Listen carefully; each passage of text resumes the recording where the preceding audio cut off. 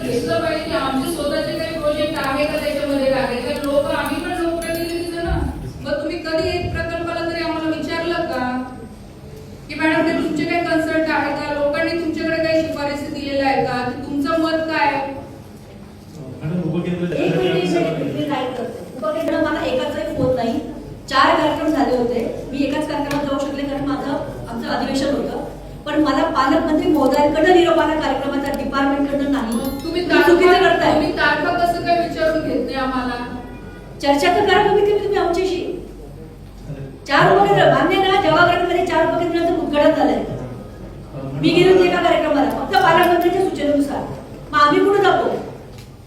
डिपार्टमेंटकडनं आम्हाला एकदा सुद्धा तुमचा निरोप येत नाही. तुम्ही कोऑर्डिनेशन करा ना, त्यांची पण तारीख घ्या, आमची तारीख घ्या, दोघांचं व्यवस्थितपणे कम्युनिकेशन करून मग कार्यक्रम करा ना. तुम्ही बोर्डवर नाव फक्त आमदारांचं टाकता, आम्ही गेले मॅडम आपले जे आता कार्यान्वित हे करून घेतो आणि मी तुम्हाला बघा जेवढे तुम्ही जिल्ह्यात तुम्हाला मी परत हे सांगते की तुम्ही प्रोटोकॉल फॉलो करा. उद्या तुम्ही अडचणीत येणार बरं. आम्हाला फक्त एक विजिलन्सला पत्र द्यायचंय तुम्हाला.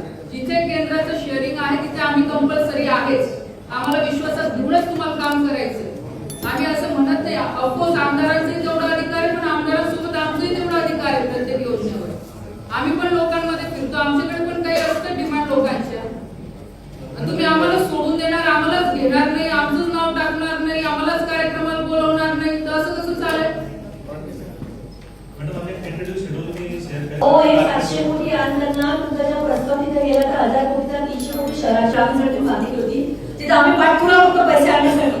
आणि जेव्हा इथे पैसा निधी येतो त्याला तुम्ही कुठल्याही प्रकारचं आमच्याशी कम्युनिकेशन ठेवत नाही, कुठलंच नाही.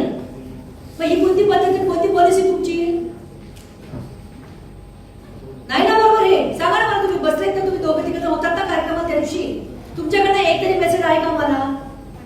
कम्युनिकेशन तर तुमच्या कोणी कर्मचाऱ्याने अधिकाऱ्याने केलं का आमच्याशी? नाही. या बाबतीमध्ये अंडरस्टिमेट करून मीटिंगला कोण होतं? तुम्ही होतं साहेब. मग त्यानंतर त्यानंतर सर मॅडम प्रत्येक ज्या मतदारसंघामध्ये ते पत्रिका आपण पाठवतो. पत्रिका आपण बघितली, फोटो बघितला, पण तुमचं कम्युनिकेशन आहे कशी? फोटो नाही म्हणून मी जाता. नाही ठीक आहे ना. आम्ही तुम्ही फक्त माहिती दिली की कार्यक्रम आहे, तुम्ही ठरवून घेता. मी तुम्हाला ते सांगतो, तुम्ही तारीख आम्हाला शिस्तपणे ठरवतो. ठीक आहे, पुढच्या वेळेला तारीख पण तुम्ही सांगितली. मागच्या वेळेसही मी सांगितलं होतं उद्घाटन केलं जेव्हा हे नियमाच्या बाहेर विदाऊट एनी लोकप्रतिनिधी तुम्ही कामाचं असेल, तुम्ही सर्वसामान्य जनतेकडे कसं काय तुम्ही उद्घाटन करता. त्यावेळेस मी तुम्हाला सांगितलं तुम्ही वेळ घ्या ना आमची. तुम्ही पत्रिका छापतात आणि पाठवून देतात की या तारखेला कार्यक्रम आहे. काय आम्ही काय असं काही तुम्हाला हे दिसतो की काय आमचं काय अधिकार नाहीये का? ठीक आहे मॅडम. आम्ही बोलत नाही किंवा त्यांच्यासारखं आम्हाला कसं चुकीचं बोलता येत नाही म्हणून तुम्ही त्याचा गैरफायदा घेतात का? तसं नाहीये. पुढच्या वेळेस म्हणजे काय मागच्या वेळेस साहेब मी तुम्हाला कलेक्टर ऑफिसला व्यवस्थित बोलून तुमच्या सांगण्यावर मी तुमच्या ऑफिसरचंही अजून पुढे पत्र दिलं नाही की जाऊ एक वेळ चुकलं असेल, पण वारंवार त्याच चुका तुम्ही करत असेल तर आम्ही पण काय शांत बसायचं? हे बरोबर नाहीये. तुमचं काम मी हे सांगते चुकीचं पद्धत. पुढच्या वेळेला पुढच्या वेळेस काय पुढच्या मागच्या वेळेस तुम्हाला काम कम्प्लीट झाल्यानंतर आम्हाला चार्ज करावा लागतो.